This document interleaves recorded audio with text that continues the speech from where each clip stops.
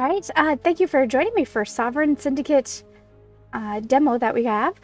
We can play Atticus Awakens, and it looks like that's our only one that we can play for the demo.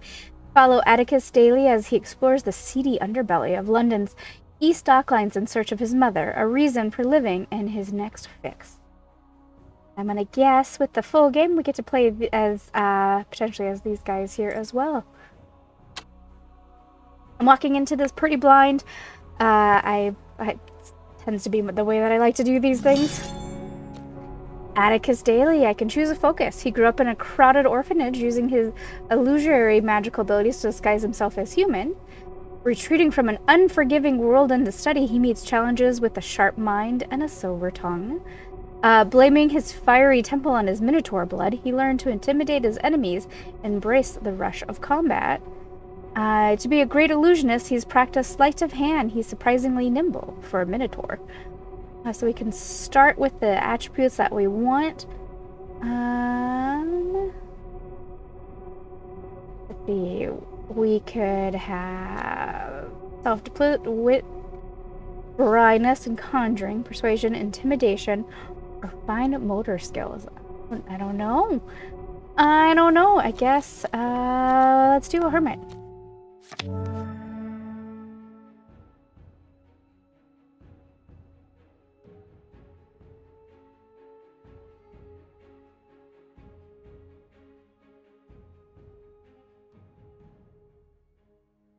A dark shape looms over you. Against the guttering lamplight, the black-shadowed form hovers unsteadily like a cutout in a magic lantern.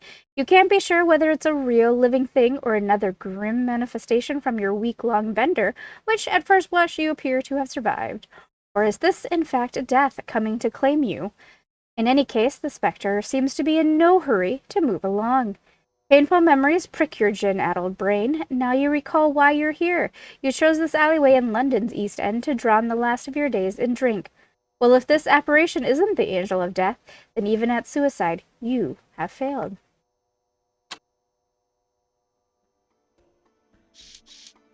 Old crone, Atticus, he's coming, wake up.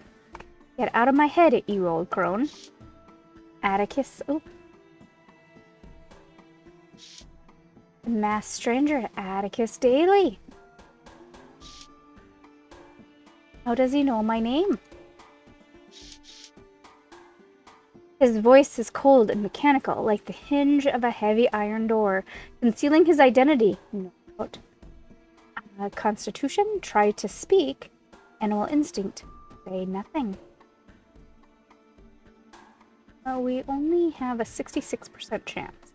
Let's say nothing. Plus 1 yellow bile.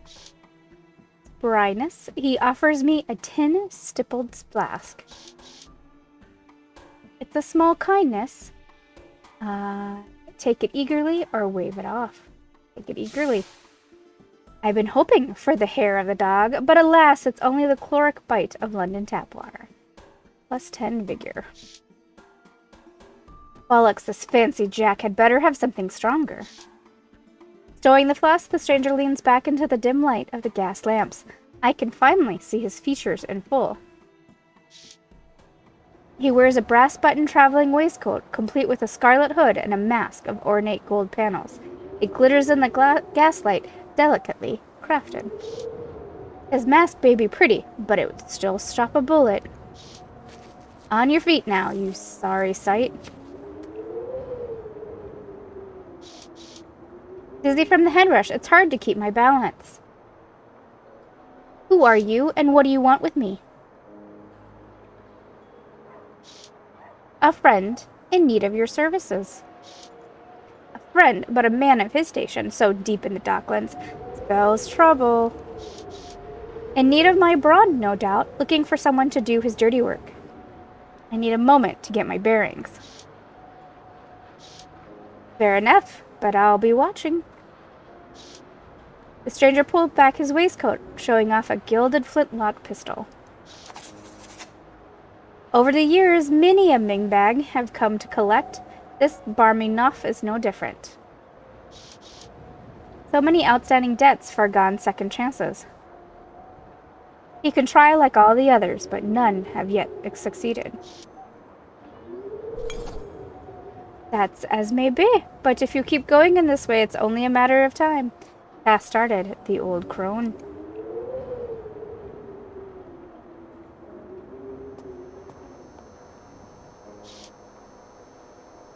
The liver, rot gut, and the dry gin bottles are strewn about, broken and empty. Self-reflection, remnants of another night drowned in sorrow. What's left of my stash. Looks to me like a night well spent. There's quite a bit of liquor. I'm surprised I'm still standing.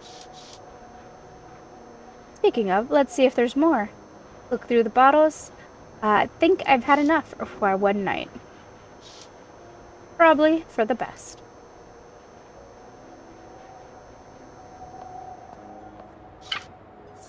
An evening cane concealing a steel blade in a cherry wood sheath. Below the brass figurehead handle is a band of crushed velvet. A fine weapon, sturdy and well balanced, easy to wield. Suitable in aristocratic circles. Take the cane with you. The Illustrated London News, this week's edition. A fleet-footed journalist takes to the East End, underground and undercover, the hard-boiled scope of the courtesan killer. Who is really behind the murders, and what is Scotland Yard still hiding from the public? Read on for the gory details. The story will boil your blood. Ponder the news. Hazards of the job, I suppose. But it's a shame. No one deserves to die like that. That's true, and I've kept their company before. It could have been an acquaintance of mine. Christina, desire in the flesh. I surely hope not, but it's been a while. I should check on her. Why not look into it? Might be a chance to see her again. Investigate the murders. I'm no police special, but I'll see what I can find.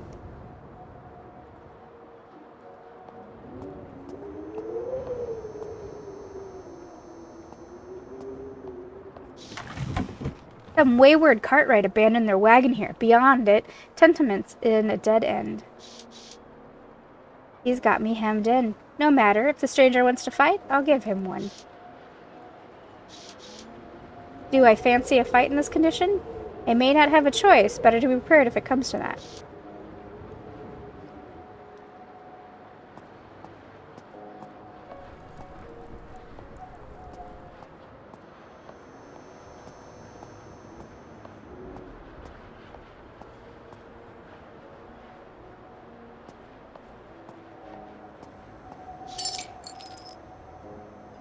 Gears and cogs, mechanical odds and ends, shimmering in the gaslight. Worth a bit of little tin if you can deal them to an engine man. Gather the gears. Might prove useful.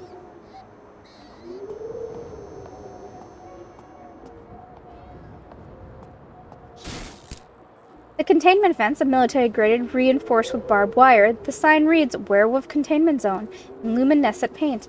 Electric bolts arc between the fence posts and the smoky ozone scent flooding your nostrils.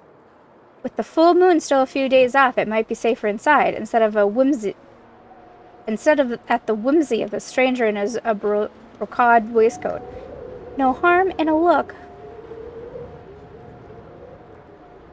No time for this now.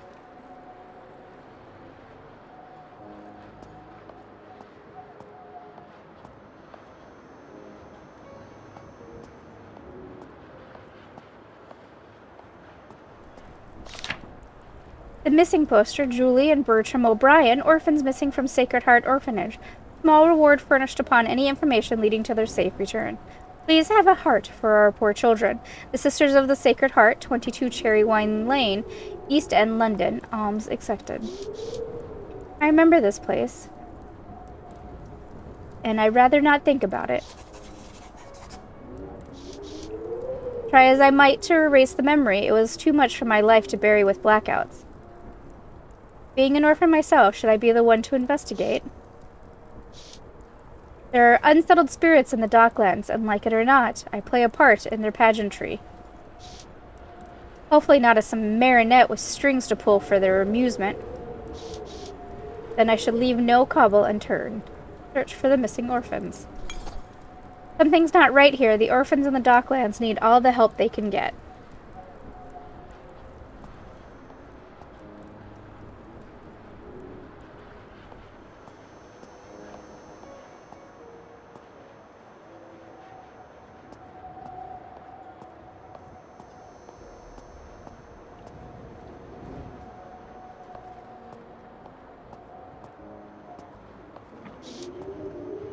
The stranger stands with a loose grip on his flintlock. Right then, you ruddy sight. Let's get going. We'll need you battling on a full wicket. He reaches for my arm as to drag me along. Shall I let him ragdoll me around the East London? Could put a bullet through my heart in half a moment. Now's not the right time to challenge him. Must gather my strength. I'm glad we understand each other. Come on, then. I didn't even say that out loud, no question about it. He's reading my thoughts. Where are you taking me? My head is low like a man condemned to die, but I'd rather not suffer any more curses, whatever he's planning. I'll find out soon enough. There's no time for dawdling. Bell End, he hasn't any conscience. If it seems like London left you behind, humor me for the evening. Otherwise, I'll deliver the bounty on your head, and I won't have wasted any time. Your headache rages with a fierce second wind, and every step is a hammer and nail in your psyche. The stranger's reckless pace only makes matters worse, his arm like a vice grip, dragging you down a maze of twisted alleyways until at last a string of paper lanterns appear. Buoys in a sickening sea of night, the cherry glow of Red Lantern Lane. Within waves of jasmine and sandalwood incense, memory washes fear away. This might be the only place that could convince you to keep on living, even just for a night. The gas mantle above the door fills you with fondness, cleansing the rust of your mind-gouging hangover. You arrived at the Red Lotus Den, the only place you ever felt at home. No need to be pulled along now. You go willingly inside. Happy now? Body aches, persistent nausea. From a physical standpoint, I'm barely holding it together. Allow me to rephrase. Have you ever been happy? Can't say that I have, but I've gotten close to it here. Withdrawals, they can muddle our heads and make us weak. Don't worry, you will feel better soon.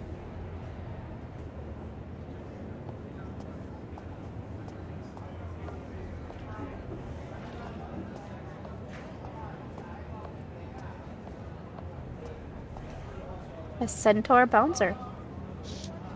The centaur leers, his misshapen chin a shelf for a cigarette, jutting from a jangle of bad teeth. His bare chest is stricken with a scaly rash that reddens his pock-marked cheeks. Good evening, sir. We'd like to gain admittance. The scally ignores him and turns to me instead. Must say I'm impressed by his nerve. Let the cow pie speak. Looks like he's got some quarrel with yours truly. No quarrel, just here for the lotus. Is that so?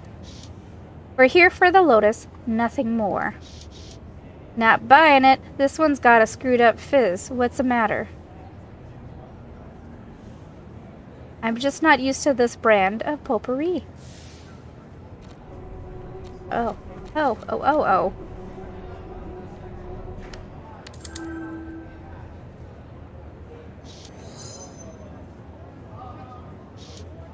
I smile as agreeably as possible. Come now, have a laugh. You must be new here, seeing as you don't recognize me. Maybe I'll have a word with Bixby about his new staff. Bixby, eh? We'll see about that. He'll be making his rounds any minute.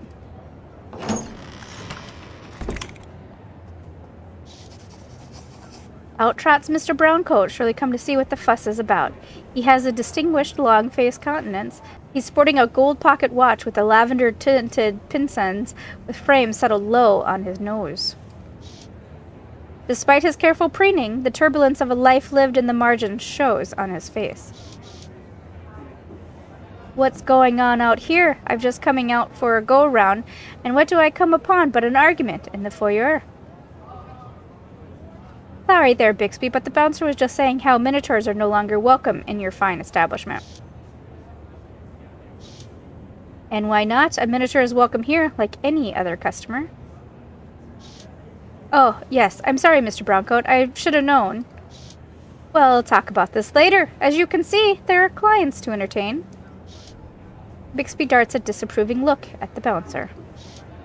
I suppose good help is hard to find nowadays. Rest assured, you'll have a private booth and hot tea on the house. Now, gents, let us away to the Lotus. Bixby ushers you through the door and leads the way down to the back stairs, the stranger on your heels like a stubborn shadow. The Red Lotus is draped in a haze of pale smoke, dotted with flickering candles and incense glowing like the cinders in the night.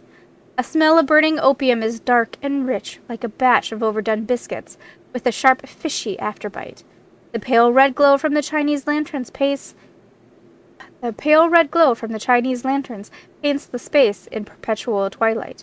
It's easy to lose track of time within these walls, wheeling away your days in a blissful waking dream.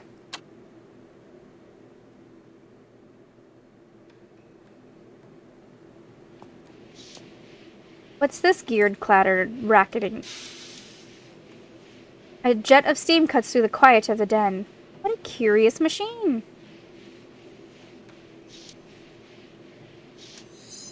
With an Arsenal heart drum, that's a top-flight boiler. It's got jointed legs and pressurized feet. There's nothing run-of-the-mill about it. Sorry there, didn't mean to startle you. Off it goes, heading for the private section.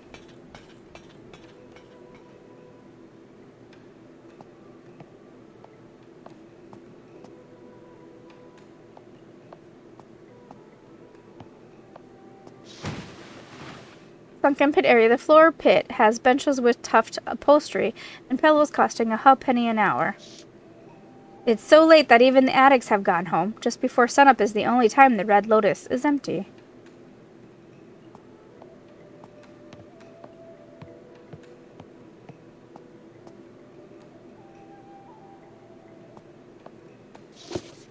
A sturdy yet musty old bookshelf. The spines show such titles as Arcane Magic on the Eastern Edges of Ruin, Opium Through the Ages, and Parlor Games Love in the Dream Time.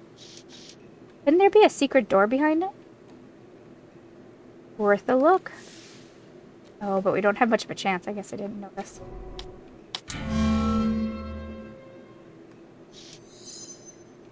Mechanisms might be a hidden switch behind one of the books. Searching high and low, I can't see anything but old tomes.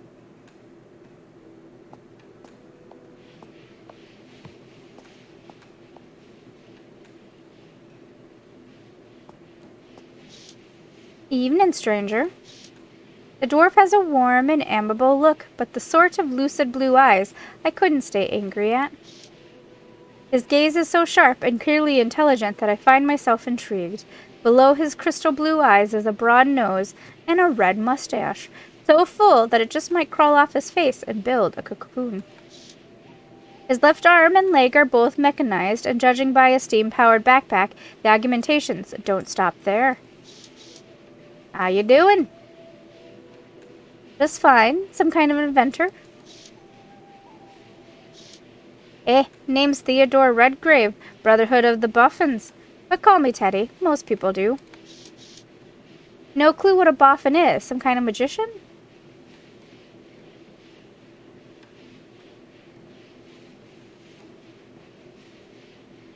Let's just say nice meeting you, Teddy.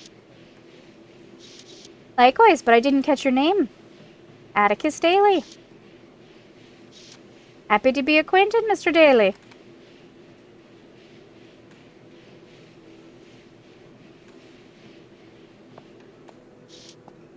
Lattice wooden screens and high back seating provide some comfort and privacy for those that can afford it.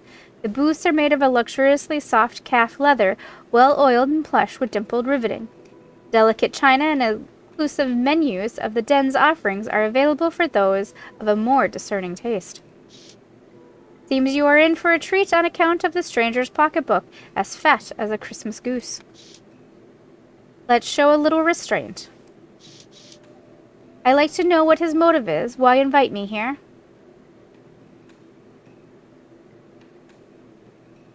He could have already killed me and then collected on the bounty, but he didn't. I guess I should hear him out.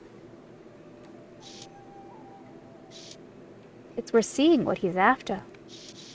Infuriating, but I can't keep the crone from intruding. Nevertheless, the stranger is waiting for me. Let's get on with this. The menu is embossed with a handsome array of oral morphines, liquid and powder cocaines, and many strains of midnight oil. Teddy seems an interesting chap, but the automaton is quite something, isn't it? Yes, an amusing match, but I'm sure you didn't bring me here to discuss the clientele. We've got plenty of time for explanations. Why don't we start with a sample of some of the den's wares? Careful now. He's careful now. He's obviously trying to curry favor, although it would be good to loosen up. Nothing too strong. Still need to keep my wits about me. I must say I'm impressed with your discretion. I would have thought just any fix would do. Thanks, I suppose, but I know it's not from a kindness of your heart. We'll see if you sing the same tune when it's said and done. Now then, while you think about the entree, I prepare the appetizer. Takes a small tablet out of his shirt sleeve, cracks it in half, and drops it into my teacup. The other half goes into his own. Homemade remedy, eh? Not to worry, I wouldn't kill us both now, would I? Besides, I could have done you in already if I wanted to. Well then, cheers to not killing anyone. The drug tea restores my spirits instantly. Took me ages to perfect this remedy. It's not much for cocaine myself, but when it's blended with turmeric and the resin of myrrh to bind the capsule, that ghastly teeth-gnashing anxiety is gone, leaving just the euphoria. Seems the stranger is no stranger to drugs. The pains of my withdrawals are all but absent now. And for the main course, how about white wind elation? You must be fond of that one. His light-hearted confidence seems like a front, as if he knows you better than he's letting on. Any sort of psychic barrier is useless. Bothersome hag won't leave me be, and here I am face to face with a telepath. The white wind happens to be my favorite, but of course you already knew that. I know a little something about you, it's true, but it's part and parcel to my profession. I keep tabs on people who pique my interest. What is your profession, exactly?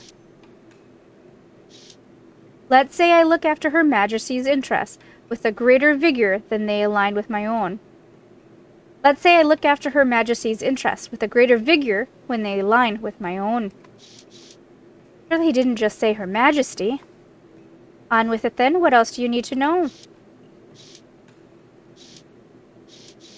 That depends. Do you want the details or shall I summarize? I'll have the details. Better know what I'm getting into. I know about your life as a roughneck and a panhandling mage. But what about before that? What about the Sacred Heart? It was where I grew up before I looted the nuns' comfort and took to the streets. I gathered as much. What I'm not sure about is your parents. I never knew my father, but I took him for dead, and I guess my mother couldn't afford to feed me. Sometimes I can remember what she looked like, but only in dreams. As if through a pane of frosted glass, her face on a train departing. And you never heard anything from the sisters about your parents? I can scarce remember what day it is. How could I dredge up the past with any clarity? Don't worry how clear it is. If the memory's there, we can call it back. There's a bit of Sacred Heart that you seem to have forgotten, but you can remember it with the help of Auntie Emma. It could lead us to your mother. Lead us to her gravesite, you mean? What would that accomplish? On the contrary, I believe she's alive. Her name came up in a ledger at the Sandthorn Asylum. As for your father, he was exiled and never seen again. There's no telling if he's still alive. I've seen my share of swindlers, but this one takes the cake. Of course, it's just a theory until I match the names. I don't suppose you know your mother's family name? Perhaps if I racked my brain, but I'm quite sure I never knew it. I didn't think you would, but if your mother's name is on record at the Sacred Heart, and it matches the Sandthorn ledger, then we'll have a chance to prove her identity and break her free. That means digging up memories locked away.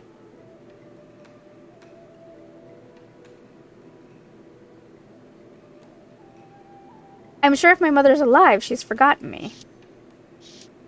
I don't mean to sway your opinion in that regard, but unless you can think back to those troubling times, then he won't be worth more than the price on your head. He's offering me a chance, but only if I can draw up those memories. I can never force your hand, so what will it be? The dream dose and a voyage between the banks of memory, or the death dose and the end of all your days? Take the dream dose. You take the stranger's offer, eager to lose touch with harsh reality, and for a chance to call back memories that could lead to your mother's whereabouts. Falling into an opium dream, the stranger's recent inquiries remind you of growing up in the Sacred Heart orphanage. And that is the end of the demo. A bit of a teaser in itself. Thank you guys so much for joining me, and I'll be back soon.